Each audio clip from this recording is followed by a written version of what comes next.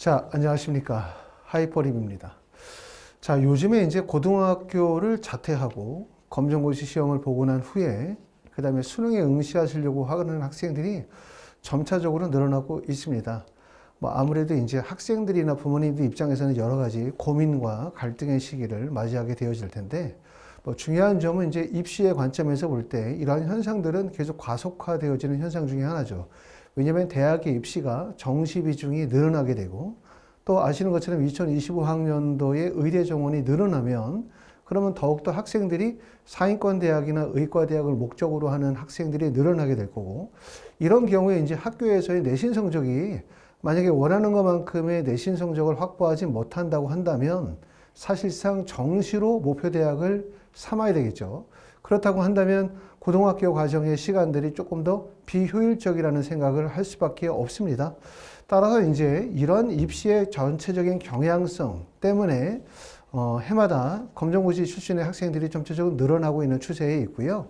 자, 현재 보시는 것처럼 수능 응시자 중에서 검정고시 학생의 숫자를 보니까 2020년도에는 1447명이었는데 2023년도에는 13,224명이기 때문에 숫자로 따지면 한 3,000명 정도 인원이 늘어난 거고요. 재수생들도 2023년도에 재수생의 비율이 31.17%였는데 그 다음에 2024년도에 35.37%의 비율로 증가했습니다.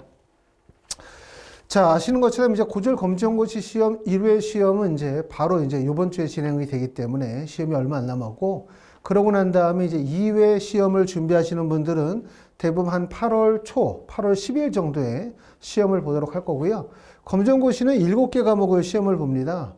6개의 필수 과목과 한 과목의 선택 과목으로 해서 7과목의 시험을 보도록 하고 있고, 검정고시는 보통 학생들이 검정고시 합격의 비율이 2023년도 1회에서 합격 비율이 85.9%, 2회에서의 합격 비율이 89.5%에 해당이 되기 때문에 사실상 대부분의 학생들이 검정고시 시험에 패스한다고 보시면 되고, 예전의 검정고시가 아니죠. 예전의 검정고시는 말 그대로 여러 가지 사정으로 인해서 고등학교의 학력을 또 고등학교 과정을 이수하지 못하신 분들이 검정고시 시험을 통해서 자격을 취득하는 경우였다면, 요즘에 대부분의 이제 검정고시 시험을 목적으로 하시는 분들은 대입을 목적으로, 진로를 목적으로 고등학교를 자퇴하고 난 이후에 검정고시 자격 취득을 따려고 하는 것도 고등학교 졸업과 관련된 이런 분들이 늘어나다 보니까 검정고시에 대한 인식도 바뀌었을 뿐만 아니라 실제 검정고시 출신의 학생들이 상위권 대학의 합격 비율이 꽤나 높습니다. 보시는 것처럼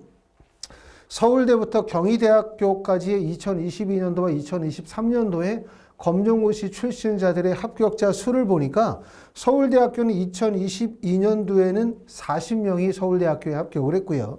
연세대학교는 2023년도에 66명, 고려대 61명, 그 다음에 성균관대학교는 2023년도에 34명이 합격을 했고, 그 다음에 서강대학교는 28명이 합격을 했는데, 보시는 것처럼 이 28명이 과학고 학생들이 서강대학교에 합격한 숫자와 동일하고요. 성균관대학교 34명 또는 41명이 되면 과학고 학생들의 합격 인원이 69명이기 때문에 사실상 성균관대나 서강대를 보면 과고 학생들이 성균관대, 서강대를 합격하는 수만큼 검정고시 출신자들이 합격을 하고 있다고 보실 수 있고, 한양대학교는 54명입니다. 과거 학생들보다 더 숫자가 많고요. 중앙대학교 44명, 그 다음에 경희대학교는 무려 93명이 검정고시 출신자 학생들이 해당 대학을 합격을 하고 있는데, 하단에 나와 있는 내용을 좀 참고해 보실 필요가 있어요. 그러면 검정고시 학생들은 주로 어떤 전형으로 합격을 할까? 아시는 것처럼 수시는 학생부 교과 전형이 있고, 학생부 종합, 그 다음에 논술 전형, 그 다음에 실기 실적 전형 4가지가 있는 거고요. 그 다음에 정시가 있죠. 서울대학교에 합격한 학생들을 봤더니 학생부 종합 전형으로 8명이 합격했고, 그 다음에 수능으로 16명이 합격했고, 그 다음에 정원 뇌로에서 4명이 합격해서 2023년도에 28명이 합격을 했는데, 보시는 것처럼 서울대학교에 합격한 학생들은 대부분 수능 중심으로 합격하는 학생들이 비율이 높죠. 연세대학교 66명 중에서 수능이 38명, 그 다음에 학생부 종합이 9명입니다. 그 다음에 고려대학교 61명 중에서는 수능이 51명이고요. 성균관대학교 34명 중에서 논술이 7명, 수능이 26명, 서강대학교 28명 중에서 수능이 24명, 논술이 3명 등의 결국은 뭐냐면 검정고시 출신자 학생들이 상위권 대학을 합격하는 가장 확실한 방법은 결국은 수능이다. 이렇게 말씀을 드릴 수가 있고 이런 이유들 때문에 이제 학생들이 고등학교 1학년, 고등학교 2학년 때 원하는 것만큼 목표한 만큼의 내신 성적이 도달하지 못하면 결국은 시간을 줄이기 위해서 수능 준비에 몰입할 수밖에 없고 수능 준비에 몰입했었을 때 어떤 결과들이 나타나냐면 보시는 것처럼 서울대학교부터 경북대학교까지 의대 합격자를 출신 자격별로 해서 실제 인원이 어느 정도를 보면 서울대학교 전체 91명의 의대 선발 인원 중에서 고등학교 졸업 예정자가 30명이에요. 그 다음에 재수가 39명이고 3수가 11명, 4수가 11명 해서 재수생의 비율이 61명, 비율로 따지면 67%에 해당이 되고 비율이 가장 높은 학교는 가천대학교 의대나 강원대 의대는 재수생의 비율이 무려 91%에 해당이 되는 거죠. 결국은 상위권 대학, 그 다음에 의과대학을 가기 위해서 결국 정시에서는 재수생이 고등학교 3학년 학생들보다 유리하다는 판단일 수밖에 없습니다. 이런 이유들이 결국은 이제 많은 학생들이 고등학교를 자퇴를 하고 검정고시를 보고 그 다음에 수능시험을 대비해서 상위권 대학을 목표로 하는 경향이라고 말씀을 드릴 수가 있고 자 그럼 검정고시 학생들이 주로 이용하는 전형이 수시 전형에서는 학생부 교과 그 다음에 논술 학생부 종합 전형이 있다고 말씀을 드릴 수가 있는데 지금 보고 있는 내용은 학생부 교과의 석차 등급 및 성취도별 환산 점수를 보고 계시는 겁니다. 자, 검정고시 성적이 만약에 100점을 맞았다면, 검정고시 95점을 맞았다면, 90점을 맞았다면 과연 이거는 내신 성적으로 보면 어떻게 판단을 할까? 이 부분인데 검정고시 성적으로 96점을 맞는다면 내신 성적으로 환산하면 대략 3등급 정도로 보는 거예요. 근데 3등급이라는 성적을 쉽게 생각해 보면 우리가 서울권에 있는 대학을 학생부 교과 전형으로 합격하려고 한다.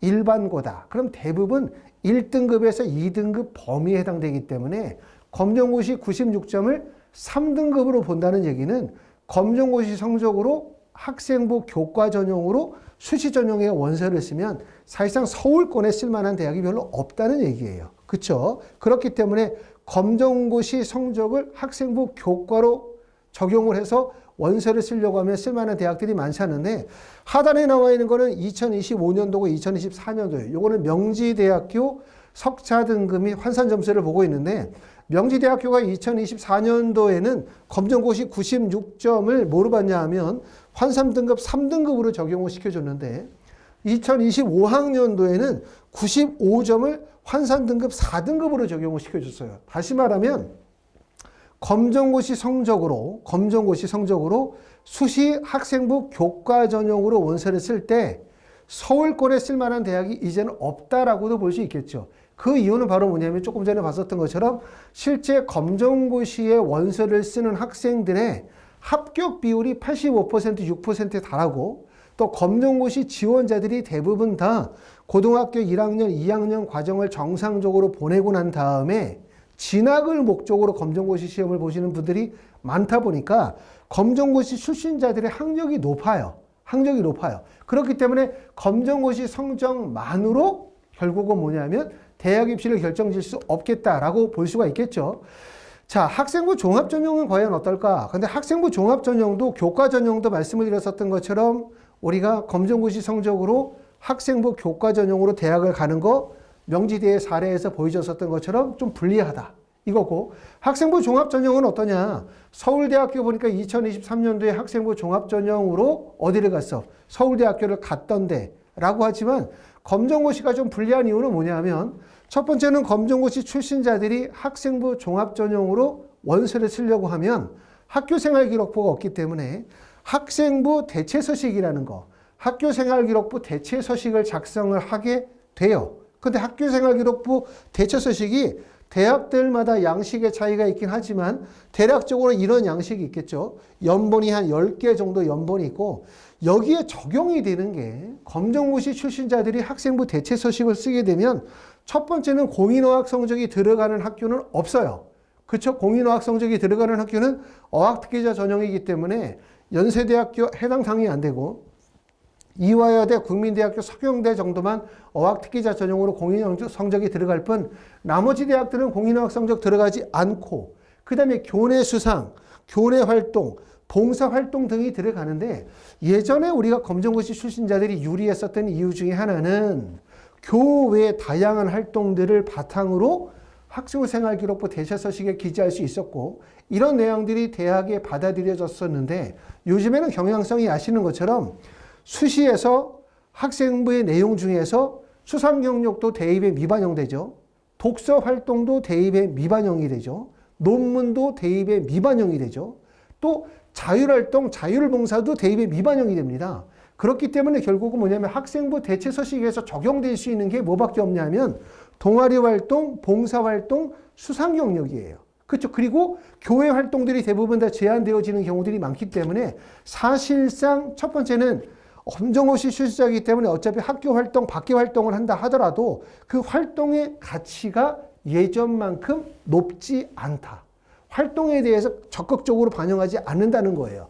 그만큼 이제 이런 입시의 전반적인 흐름에서 교회 활동이 대입에 미반영이 되어지고 또 교회 활동의 적극성이나 활동의 활용 범위가 줄어들게 되어지면서 학생부 종합전형도 불리해졌다고 봐야 되고 학생부 종합전형으로 서울대학교를 합격하거나 학생부 종합전형으로 연고대를 붙는 경우들은 검정고시 출신자만 해당이 되어지는 것이 아니라 해외고 졸업자들 중에서 검정고시 성적을 취득하고 원서를 쓰시는 경우도 있겠죠. 그런 경우는 조금 더 다양한 활동들을 갖출 수가 있는데 국내 검정고시 출신자들이다라고 한다면 사실 국내에서 활동할 수 있는 범위가 많지 않잖아요. 그렇죠? 그렇기 때문에 사실상 학생부 교과, 학생부 종합전형도 현 추세에서 보면은 검정고시 출신자들에게 유리하지 않다. 이렇게 보실 수가 있고 수시전형에서 가장 긍정적이고 가장 검정고시 출신자들이 활용할 수 있는 전형은 바로 논술 전형이죠. 더군다나 이제 올해 같은 경우는 고려대학교가 논술 전형으로 학생들을 선발하는 첫 해년도에 해당이 되기 때문에 조금 더 검정고시 출신자라고 한다면 논술 전형을 적극적으로 활용해서 수시 원서를 쓰시는 게 좋을 것 같습니다. 무엇보다도 검정고시 출신자들에게 가장 공평하고 공정하면서 또 본인들이 그만큼 학교를 일찍 자퇴하고 검정고시를 준비하면서 다른 학생들이 학교 내신 대비하고 학교 활동하면서 시간을 효율적으로 활용하지 못할 때 조금 더 일찍부터 수능 공부를 한다면 이 학생들에게 가장 유리한 것은 바로 수능이죠. 그런데 아시는 것처럼 올해 특히 2022학년도, 2025학년도에 의대 정원이 2,000명 정도 늘겠다라고 발표가 되어졌다. 결국은 의대 정원이 늘어나면 의대 입결만 낮아지는 것이 아니라 의대로 학생들이 쏠리다 보면 치대나 약대나 수의대 입결도 낮아질 수밖에 없고 서울대, 연세대, 고려대 같은 일반 대학뿐만 아니라 서강대, 성균관대, 한양대, 중앙대까지도 입결이 하락할 수밖에 없고요. 이런 것들은 수시뿐만 아니라 정시에서도 입시 결과가 하락할 수밖에 없는 이유라고 말씀을 드릴 수가 있겠죠. 이런 측면에서 보면은 결국은 2025학년도가 학생들에게 좀 더 긍정적이고 좋은 기회라고 말씀을 드릴 수가 있는데 문제는 바로 뭐냐면 올해 재수생들이 많이 늘겠죠.